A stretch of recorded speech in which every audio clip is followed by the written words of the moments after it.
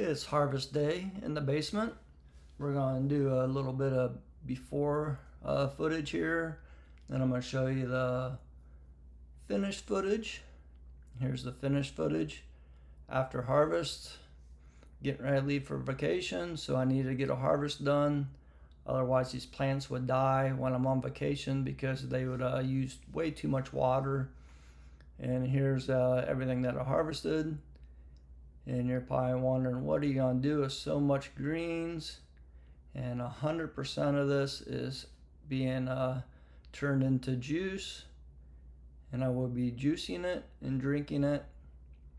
I will be adding like apples and pineapple and cucumbers